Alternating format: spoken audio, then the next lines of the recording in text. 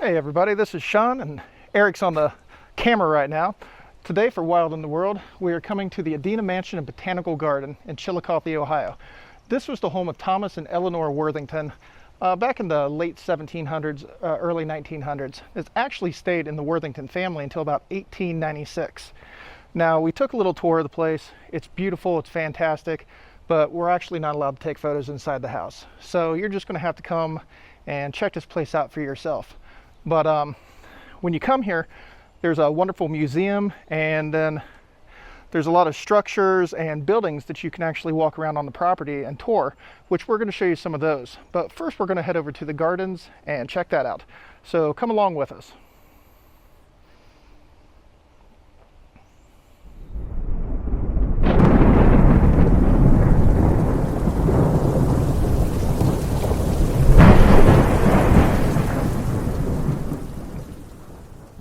So moving on to the side of the mansion, we're coming to the terraced garden. This was originally built by indentured servants in 1815.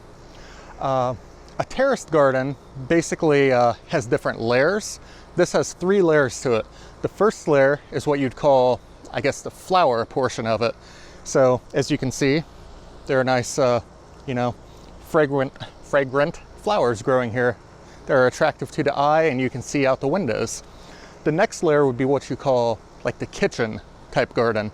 That's where you get your fruits and vegetables. And the third part would be your vines and different fruit-bearing trees.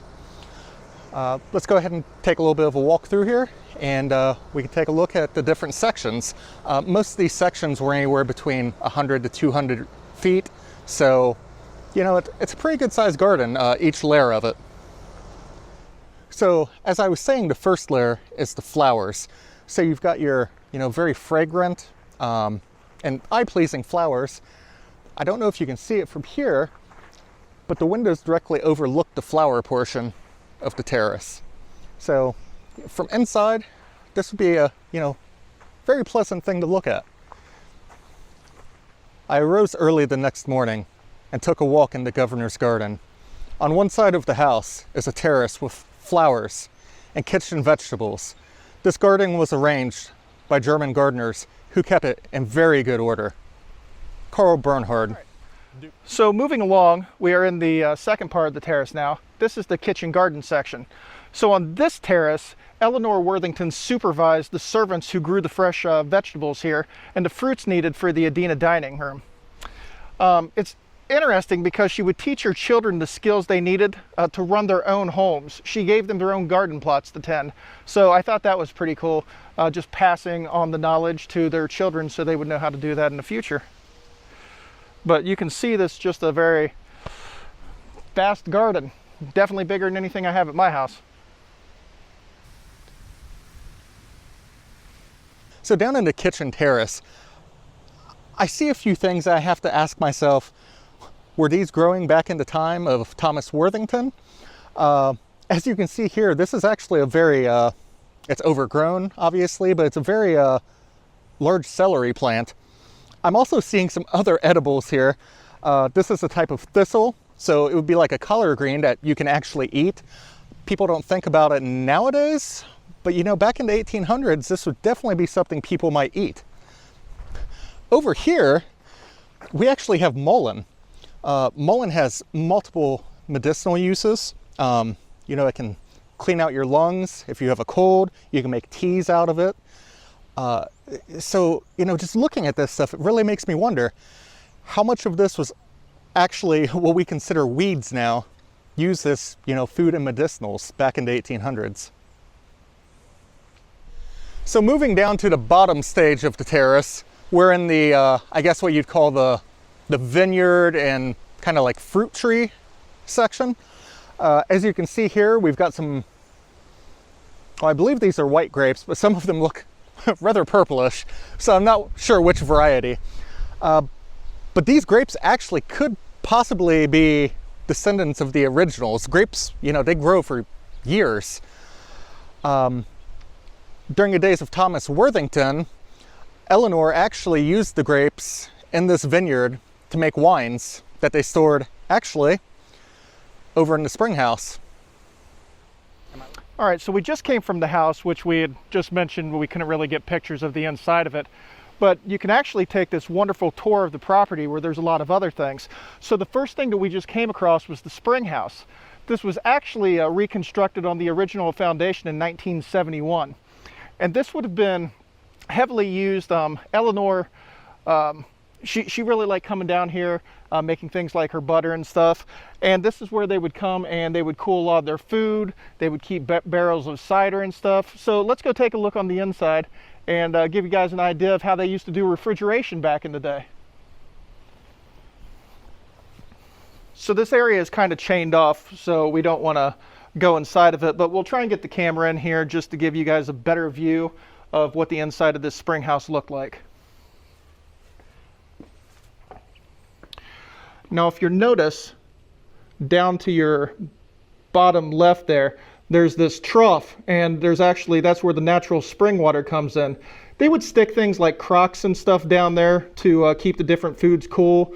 They would store barrels of cider. Like I said, they would make their cheeses and butters in here. So this is just where they would keep anything that, basically we would use a refrigerator for nowadays. This is what they would have used back then.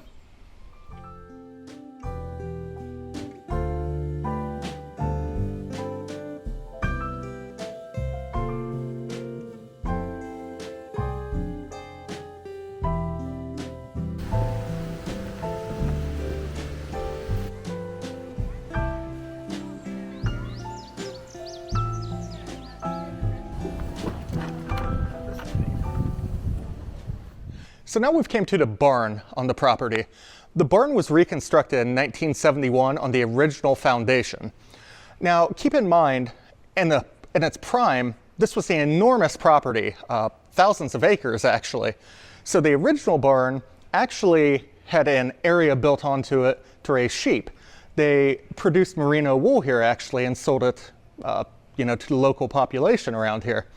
This barn was actually used to store hay and different grains. The upstairs was actually used for threshing the grains and wheat. Over here you can actually see there's an example of a covered wagon. And it actually looks like it's in pretty good shape. The sign here actually shows some of the things that might have been carried on a wagon like this. I don't believe this is original. I'm actually not really sure. There's no information about this. If we get a chance, we might ask somebody that works here to find out a little more information about it. But some of the things they might carry on here is flour, bacon, rice, coffee, whiskey. The list goes on and on. Different types of clothing, household goods. These were basically the semi-trucks of the 1800s.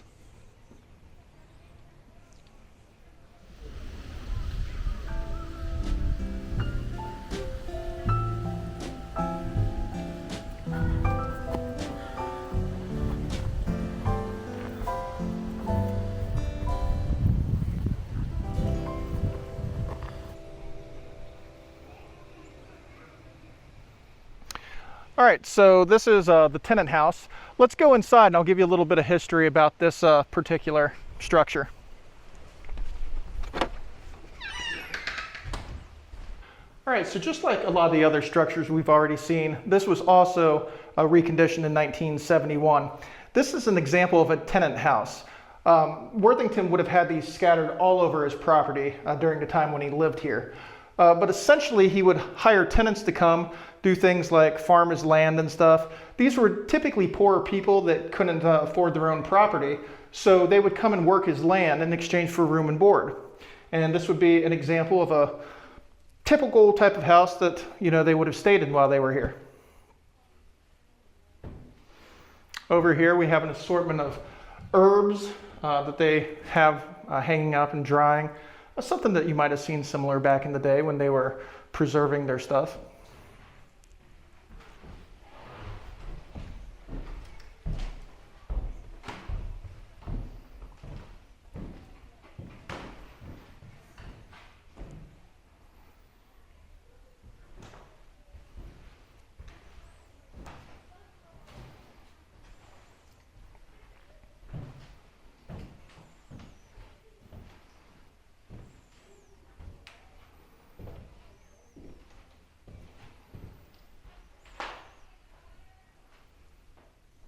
Okay, we're wrapping up things here. We're actually standing outside the Adena Mansion and Gardens Visitor Center. Inside of here, there's actually a really nice museum that kind of details a little bit more on Thomas Worthington's life. It gives a little more information about his time as a governor and senator, and also the fact that he's, well, pretty much known as one of the founding fathers of Ohio. Also inside, there's a lot of fun activities for the kids. So if you got kids with you, I'd highly recommend stopping in here and checking it out. Once again, this is Eric, Sean behind the camera with Pioneer Survival Company.